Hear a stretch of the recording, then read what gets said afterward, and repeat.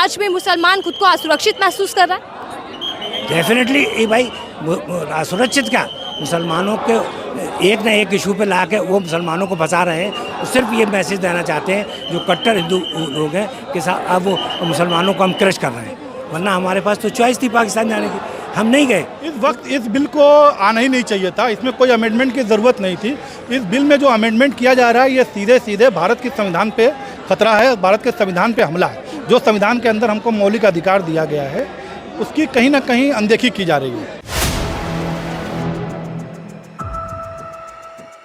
नमस्कार, आप देख रहे हैं 4PM में आपके साथ नफीसा खान। वक्फ फैसला बिल के खिलाफ बड़ी भाई, संख्या में मुसलमान दिल्ली के भाई, जंतर मंतर पर एकजुट हो चुके हैं, आ चुके हैं और मांग यही है कि इस बिल को लेकर अब सरकार को पुनर्विचार करना चाहिए, इस बिल पर रोक लगनी चाहिए, क्योंकि मुसलमानों को लगता है कि उनके हक अधिकारों पर ये हमला है। समझते हैं मुसलमानों को आपत्ति क्या है इस बिल को लेकर और क्या वाकई केंद्र सरकार टारगेट कर रहे हैं मुसलमानों को, क्योंकि एक के बाद एक जिस तरीके की फैसले या जिस तरीके की बयानबाजी बीजेपी के नेताओं की आ रही है, तो उससे सियासी माहौल में हिंदू मुसलमान वाली सियासत को हवा मिल रही है। क्या नाम है सर आपका, क्या कुछ कहेंगे इस प्रदर्शन को लेकर? देखिए, मेरा नाम डॉक्टर इदरीस कुरैशी है, मैं दिल्ली मुस्लिम मजलिस से मुशावरत का प्रेसिडेंट हूँ।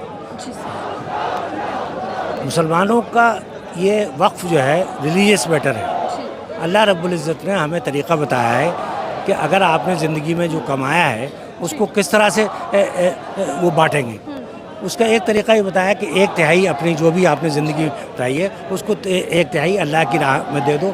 अल्लाह की राह का ये हो सकता है गरीबों की मदद करो, मस्जिदें जो हमारे हैं, मकबरे हैं, उनकी हिफाजत के लिए पैसे खर्च, उनके खर्चे कहाँ से आएंगे, मदरसों के इसको कहाँ से आएंगे, तो इस तरह की संपत्ति को 1/3 दे दो और 2/3 जो उनके रियल हकदार हैं, जो हायर्स हैं उनके, उनको दे दिया है।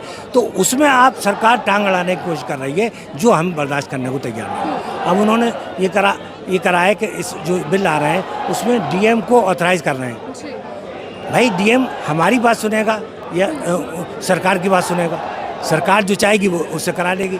तो आप हमारे ये जो वक्फ बोर्ड बने हुए हैं, वक्फ बोर्ड भी सरकार के हैं ना, सरकारी इसमें तरीका बनाया गया कि सरकार के ज़रिए ये आदमी नॉमिनेट होगा या आएगा। कुछ MPs आते हैं, कुछ MLA आते हैं, कुछ इलेक्टेड होकर आते हैं, कुछ तंजीमों से आते हैं। एक तरीका बनाया गया है और वो उस चीज़ को आगे चलाने का काम करते हैं। कोई इंडिविजुअल आदमी नहीं कर रहा, तो उसमें आप क्यों टांग अड़ाना चाहते हैं? हम तो कोई मुसलमान किसी सरदार की उसमें टांग अड़ाने नहीं जा रहा, क्रिश्चियन के उसमें नहीं आ रहा, हिंदू के किसी मंदिर में हम टांग अड़ाने नहीं जा रहे। भाई वो इस मुल्क में जब मुल्क आज़ाद हुआ था तो ये बात हमारे जो रहनुमा थे उन्होंने कहा थी कि इस मुल्क में लोगों को अपने मज़हब पे चलने की पूरी आज़ादी होगी। उस आज़ादी के तहत हम इस मुल्क में रुके, वरना हमारे पास तो चॉइस थी पाकिस्तान जाने की, हम नहीं गए। क्योंकि हमारे जो रहनुमा थे, गांधी जी थे, नेहरू जी थे, सरदार पटेल थे, जितने रहनुमा थे उन्होंने इस बात को महसूस किया कि नहीं, सबको बराबर का अधिकार देंगे हम और हर आदमी को अपने मज़हब पे चलने की आज़ादी। सत्ता पक्ष के इस बिल को लेकर अलग अलग बयान सामने आ रहे हैं। कोई कह रहा है कि इस बिल से जो घोटाले हैं, भ्रष्टाचार, उन पर लगाम लगेगी। कोई कह रहा है कि एक देश एक कानून है। लेकिन योगी जी ये कहते हैं कि 1 भी इंच ज़मीन छीनने नहीं देंगे और वो कहते हैं कि जैसे जिसको जिस भाषा में समझ आएगा उसको उस भाषा में समझाया जाएगा। वो योगी जी जो है वो पॉलिटिकल आदमी नहीं है। वो उनकी ज़ुबान बिल्कुल एक गुंडे की ज़ुबान है। वो एक गुंडे की तरह ट्रीट कर रहे हैं सबको। ओके, गुंडा कैसे करता है? जब एक जिम्मेदार ओहदे पर बैठा हुआ आदमी, उसको बहुत ही शालीन होना चाहिए, बहुत ही संयम से और बहुत सोची समझ की बात होनी चाहिए। वो तो अभी ये भी कह रहे थे कि अब उर्दू को उन्होंने बता दी। इस तरह तो इस आदमी को नॉलेज नहीं है, वो ये नहीं जानता कि उर्दू इस मुल्क की भाषा है। किसी भाषाएं किसी कौम की नहीं होती, भाषाएं मुल्क की होती हैं या गाँव की होती है। इस मुल्क में हर 15 किलोमीटर पर भाषा बदल जाती है, उनको इसका पता ही नहीं। और कहते हैं कट्टर उर्दू पढ़ने से कट्टरपंथी पैदा होंगे। दुनिया हिंदुस्तान के जितने बड़े शायर हुए वो सारे हिंदू थे, चकवश थे, बहुत से गुजरात थे यहाँ पर दिल्ली में, बड़े बड़े शायर जो है वो हिंदू हुए। यूपी के अंदर देखा गया कि मस्जिदों को ढका गया, कहीं पर जय श्री राम लिख दिया गया मस्जिद के ऊपर। ये फैसला कैसा आपको लगता है? बिल्कुल गलत फैसला है। चाहिए उन्हें था भाई, जो लोग इस तरह की कट्टरपंथी की बात करना है या उसके खिलाफ है, ये एडमिनिस्ट्रेशन का काम होता है कि उनको रोके। न कि उसमें वो डाले। उनका काम था कि उनको सख्ती से एडमिशन नहीं करता। 50 साल पिछले 70 साल से जो है वो ये हो ही रहा है ना काम। बीजेपी राज में मुसलमान खुद को असुरक्षित महसूस कर रहा है? डेफिनेटली ये भाई असुरक्षित क्या, मुसलमानों के एक ना एक इशू पे ला के वो मुसलमानों को फंसा रहे हैं। वो सिर्फ ये मैसेज देना चाहते हैं जो कट्टर हिंदू लोग हैं कि अब वो मुसलमानों को हम क्रश कर रहे हैं, ताकि उनका जो हिंदुत्व का वोट है वो बचा रहे, वो लोग हिंदू और बीच में नफरत पैदा हो जाए और उनकी सरकार चलती रहे। बीजेपी की राजनीति को लेकर आप क्या कुछ कहना चाहेंगे? उनकी राजनीति सिर्फ इतनी है कि वो अंग्रेज़ों का जो डिवाइड एंड रूल था वही वाला अपना कर रहे हैं, हिंदू मुस्लिम के बीच में खाई पैदा करके। हालांकि इस मुल्क की मेजॉरिटी हिंदू जो है वो कम्युनल नहीं है, वो इस चीज़ को पसंद नहीं कर रही है, लेकिन उन्होंने बीजेपी ने ऐसे गुंडा एलिमेंट को खड़ा कर दिया है कि वो बेचारे जो सही क्या बात करने वाले हैं, जो सिंसियर लोग हैं, वो जो है वो काम नहीं कर पा रहे और गुंडा एलिमेंट उनको बेइज्जत कर रहे हैं, इसलिए वो अपनी बात नहीं कह पा रहे। चलिए ठीक है, और लोगों से जुड़ते हैं, उनसे बात करते हैं। क्या नाम है सर आपका? मोहम्मद आसिफ, मैं उत्तर प्रदेश के मऊ जिले से मेरा ताल्लुक है। आसिफ जी, शुरुआत इसी से करते हैं क्योंकि बड़ी संख्या में मुस्लिम समुदाय यहाँ पर है। वक्फ को लेकर क्या आपत्ति है, क्या समस्याएं हैं, इस बिल को लेकर इतनी नाराजगी? इस वक्त इस बिल को आना ही नहीं चाहिए था, इसमें कोई अमेंडमेंट की ज़रूरत नहीं थी। इस बिल में जो अमेंडमेंट किया जा रहा है ये सीधे सीधे भारत के संविधान पे खतरा है, भारत के संविधान पे हमला है। जो संविधान के अंदर हमको मौलिक अधिकार दिया गया है उसकी कहीं ना कहीं अनदेखी की जा रही है। सिर्फ कुछ बदलाव को लेकर दिक्कत है या फिर बदलाव से ही आपत्ति? नहीं, बदलाव से आपत्ति है, धीरे धीरे बदलाव लाएंगे, धीरे धीरे जो इनका मंशा है वो कर रहे हैं अपने अपने वो, और इस बदलाव में मुझे नहीं लगता कि बदलाव की कोई ख़ास ज़रूरत है। लेकिन घोटाले जैसे मामले सामने आते हैं, उन तमाम चीज़ों को लेकर केंद्र सरकार ये दावा करे कि इससे भ्रष्टाचार जैसे मामलों पर लगाम लगेगा और एक ट्रांसपेरेंसी आएगी। मैडम, ये सरकार देखिए आरोप लगाती रहती है। आप देखेंगे इससे पहले भी जो है सीएजी की रिपोर्ट आई थी बहुत पहले, जिसपे माननीय मोदी जी की सरकार बनी, उसकी जांच में कुछ हुआ क्या? सब लोग बरी हो गए ना। तो ये तो अपनी लगाते रहते हैं, घोटाला ये हो गया, वो हो गया, वो हो गया। अगर किसी को बदनाम करना है तो इस तरह की बातें करना चाहिए। जिस तरह से आप और कुछ सवाल पूछ रही थी, अगर उस पर आप पूछेंगे तो हम उसका जवाब देंगे। तमाम चीज़ों पर मैं आऊँगी, लेकिन वक्फ को लेकर सर, सरकार जब भी बिल लाती है तो कोई ना कोई सोच विचार के साथ लाती है, और सरकार अभी भी ये कह रही है कि इस बिल से मुसलमानों का उत्थान होगा, विकास होगा। अगर सरकार कोई बिल लाती है तो ये हमारा मौलिक अधिकार है कि अगर सरकार कुछ गलत करती है, अगर सरकार कुछ गलत करती है तो हमको उनको बताना पड़ता है, और जो शांतिपूर्ण धरने के माध्यम से हम बता रहे हैं। जेसीबी की रिपोर्ट आई, उसके रिपोर्ट में आपने देखा जो पार्लियामेंट में जितने कमेटी के मेंबर थे उन्होंने अपनी अपनी बात रखी, लेकिन उनकी शिकायत है कि हमारी बात नहीं मानी गई। सरकार है, सरकार कुछ भी कर सकती है, उनका अपना अधिकार है, लेकिन समय समय पर जब भी सरकार, देश में कोई भी सरकार रही हो, किसी बिल को लाती है और किसी को लगता है, किसी समुदाय को लगता है कि ये गलत है, तो सरकार उसके खिलाफ धरना देती है। जैसे आप कृषि की बिल पे देख लीजिए, और बहुत सी बिल आई थी, जब लगा किसानों को ठीक है कि ये हमारे साथ गलत हो रहा है तो उन्होंने धरना प्रदर्शन किया और शांतिपूर्ण किया। लेकिन उनको क्या क्या कहा गया, बाद में उनकी बिल वापस ली। तो कहने के लिए सरकार है, सरकार के कुछ लोग हैं, वो सब कुछ कहते रहेंगे, उनका अपना अधिकार है, लेकिन हम शांतिपूर्ण तरीके से अपनी बात रखते रहेंगे। लेकिन क्या लगता है कि इस बिल के पीछे मंशा क्या है सरकार की? आखिर क्यों इस बिल पर इतना जोर दिया गया? आप मीडिया में हैं और आप हमसे ज़्यादा जानती हैं, ये ज़्यादा कुछ बताने की ज़रूरत नहीं है कि सरकार इन 14 सालों में हम जिस समुदाय के हम लोग हैं, हमको नहीं लगता कि कहीं ना कहीं हमको वो मतलब जो चीज़ें मिलनी चाहिए थी, हम जब सरकार बनती है तो वो सबकी होती है, किसी एक की नहीं होती। वोट देने का अधिकार सबको है, हमको भी है, हम भी इसी देश के नागरिक हैं और शांतिपूर्ण अपना प्रदर्शन कर रहे हैं, और केंद्र सरकार से हम मांग करते हैं कि इस बिल को वापस ले। लेकिन इसी प्रदर्शन को लेकर बीजेपी के नेताओं का बयान सामने आ रहा है कि आप लोग गुमराह कर रहे हैं देश के मुसलमानों को। देखिए, सरकार जो किसानों का मुद्दा था उस पर भी सरकार गुमराह कर रहे थे, उन पर क्या क्या खालिस्तानी क्या क्या आरोप लगाया गया था आप जानती हैं।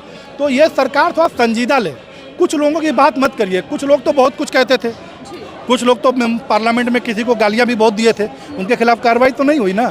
तो अब क्या करेंगे? एक देश के एक सांसद गाली देते हैं, क्या क्या शब्द वो हम नहीं ले सकते, इसलिए कि हमारा जो सौहार्द है, हमारे सेकुलर भाई हैं, हमसे ज़्यादा वो हमारा साथ दे रहे हैं। ये मुसलमान आपको रोज़े रमज़ान में है, लेकिन हमारी लड़ाई दूसरे भी लड़ रहे हैं, देश के सेकुलर लोग भी लड़ रहे हैं। आप जैसे मीडिया के लोग से भी हम पूरी उम्मीद करते हैं कि निष्पक्षता आप लोग दिखलाएंगे और आप लोग ईमानदारी से बात रखेंगे। आप किस समुदाय से मुझे नहीं मालूम, लेकिन जो ईमानदारी से जो सच्चाई है वो आप दिखलाएंगे। जेपी काल चल रहा है सर, मोदी काल को लेकर क्या कहेंगे? देश किस दिशा में बढ़ रहा है? नहीं, काल कोई नहीं होता, सरकार है।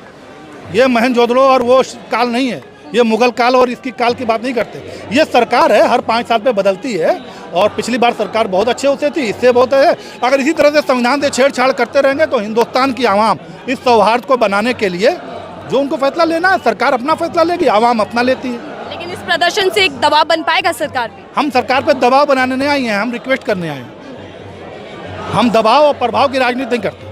हम लोगों का मुसलमान अपनी बात रखने आए हैं और शांतिपूर्ण रखने आए हैं। लेकिन सरकार जो फैसला लेती है उस पर वापस मंथन नहीं करती। बीजेपी ये दावा करती है कि हमने फैसला लिया और सोच समझ कर। देखिए, ऐसा है कि ऐसा नहीं है कि उन्होंने नहीं लिया, उन्होंने बहुत कुछ लिया। CAG पे इनकी पूरी सरकार बन गई थी, आपको मालूम है। मनमोहन सिंह जी पे और 2G स्पेक्ट्रम पे क्या हुआ? कहीं कोई जेल गया, कहीं कोई जांच हुई? सरकार बन गई और सबको अपने अपने वो कर दिया। जिस तरह से आप देख रही हैं कि जुडिशली को और इस तरह से प्रभावित किया जा रहा है, लेकिन कहीं ना कहीं जुडिशली को जिंदा रख रहे हैं। और आप जैसे लोगों की ईमानदारी से अपनी बात रखिए और सरकार बिल्कुल ये वापस लेगी। आप सरकार को बताइए कि मुसलमानों की समस्या क्या है। मुसलमानों को टारगेट किया जा रहा है, ये तो मालूम है, सबको मालूम है भाई। एजेंडा है। मनुस्मृति में क्या है? जो मनुस्मृति को मानने वाले लोग हैं, जो लोग संसद में गाली देते हैं, उन पर क्या एक्शन होता है? आप बताइए, एक CEO ऐसी बयान देता है, क्या एक CEO को ऐसा बयान देना चाहिए? उसके खिलाफ कोई कार्रवाई हुई? किसी ने महाराष्ट्र में कोई बयान का समर्थन CM योगी आदित्यनाथ करते हैं? ठीक है, उनकी अपनी मर्जी है। हम ऐसी चीज़ों की निंदा करते हैं। अगर CM पीएम मोदी सबके साथ सबके विकास की बात करके उनके मंत्री भड़काऊ नफरती बयान देते हैं। इसीलिए ये जो बिल है, जो आप कह रही हैं कि मुसलमानों के हित में है, इसीलिए तो मुसलमान नहीं समझ पा रहा है कि कहते कुछ है, हो कुछ रहा है। अगर आप निष्पक्ष होते और सरकार में कुछ है तो हम अपनी बात रखेंगे और रखना है, शांतिपूर्ण रखना है। क्या कुछ कहना चाहेंगे सर? वक्फ संशोधन को लेकर आपत्ति है, ऐतराज है, क्या क्या पहलू ऐसे लगते हैं जिनको लेकर आपको लगता है कि ये मुसलमानों पर हमला है? देखिए, वैसे तो ओवरऑल ये बिल जो है वो बहुत ही डिस्क्रिमिनेटरी है और कॉन्स्टिट्यूशन के ख़िलाफ़ है और हमारे फंडामेंटल राइट और माइनॉरिटी राइट को वायलेट करता है। अगर हम अलग अलग भी इस पे बात कर सकते हैं, लेकिन अगर हम इसको ओवरऑल देखें तो ये बिल कहीं से भी वक्फ के फेवर में नहीं है, मुसलमानों के फेवर में नहीं है, कॉन्स्टिट्यूशन के फेवर में नहीं है।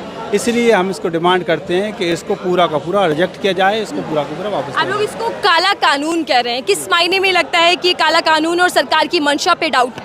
इसलिए कि ये एक पूरी कम्युनिटी के ख़िलाफ़ है, कम्युनिटी के रिलीजियस राइट के अंदर इंटरफेरेंस है गैर ज़रूरी तौर पर, उसकी जो एक परंपराएं हैं उनके ये ख़िलाफ़ है और वक्फ के अंदर गवर्नमेंट अपना इन्फ्लुएंस और बढ़ाना चाहती है।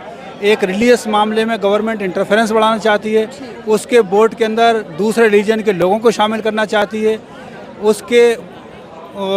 उसके जो CEO वगैरह हैं, बोर्ड है, उसके पावर को कम करना चाहती है, अपने पसंद के ऑफिसरों के पास पावर देना चाहती है, जिससे जो जहाँ डिस्प्यूटेड बना दिए गए हैं या जहाँ पर मुकदमा गवर्नमेंट के साथ है, वहाँ पर फिर सरकार के अफसर का फैसला आखिरी फैसला होगा। तो फिर तो हम वक्फ की लड़ाई हार जाएंगे और हमारे बहुत सारे औकाफ हमारे हाथों से निकल जाएंगे। तो क्या कोशिश सिर्फ इतनी है कि सरकार इस पर निगरानी बना सके और सरकार कब्जा कर सके? देखिए, निगरानी तो वक्फ बोर्ड के ज़रिए से 1913 से अंग्रेज़ों के ज़माने से हो रही है, 100 साल से ज़्यादा हो गए हैं। लेकिन बात अब निगरानी की नहीं है, बल्कि अब तो बात हड़पने की है कि जिस तरह से वक्फ बाय यूज़र या वक्फ वाला औलाद के नाम पर या 6 महीने के अंदर रजिस्ट्रेशन के नाम पर या 5 साल के मुसलमान होने की शर्त के नाम पर, ऐसी बहुत सारी शर्त लगाई, या लिमिटेशन एक्ट को लगाने के नाम पर, ये बहुत सारी चीज़ें ऐसी हैं अगर आप थोड़ा टुकड़ों में देखें कि ये वक्फ को कमज़ोर करेंगी और वक्फ को मुसलमानों से छीनने का काम करेंगे। बीजेपी के नेताओं के बयान सामने आ रहे हैं, वो कह रहे हैं कि देश के अंदर एक कानून होगा, अगर रजिस्टर्ड होंगी चीज़ें, पारदर्शिता आएगी तो फिर दिक्कत क्या है? देखिए, 2013 के अंदर एक बिल आया था जो संशोधन हुआ था 95 के एक्ट में, ईमानदारी के साथ वो इम्प्लीमेंट भी नहीं हुआ और फिर नया कानून आ गया। तो इस तरह से तमाशा नहीं होता। पहले आप 5 साल 10 साल उसको इम्प्लीमेंट करो पूरा फुल स्पीड के साथ, है ना। उसमें सर्वे की बात है, सर्वे करो, किराएदार जिस तरह से मार्केट रेट पे किराएदारी की बात है वो करो, जिस तरह से खाली होने के लिए CEO को पावर है उसे वो पावर उसको इम्प्लीमेंट करो, वो सारे काम करो। इसके बाद लगता है कि अभी पारदर्शिता नहीं आई तो फिर कम्युनिटी हो सकता है खुद कहे कि हाँ भाई इसमें कुछ चेंज की ज़रूरत है। 2013 में जो चेंजेस हुए हैं वो तो कम्युनिटी के कंसर्न से ही हुए हैं ना, लेकिन यहाँ तो कम्युनिटी बराबर कह जा रही है हमें ये मंजूर नहीं है। JPC में पहुँची कम्युनिटी, बोर्ड पहुँचा, मुख्तलिफ जमातें पहुँची, करोड़ों की तादाद में ईमेल किए गए, ये सब आपको मालूम है। तो कम्युनिटी को तो ये बिल्कुल बर्दाश्त ही नहीं है, पसंद ही नहीं है। संसद में और सड़क पर दोनों ही जगह आपको विपक्ष का समर्थन मिल रहा है, क्या इससे दबाव बन पाएगा सरकार पे? सरकार इस फैसले को लेकर दोबारा से विचार करेगी?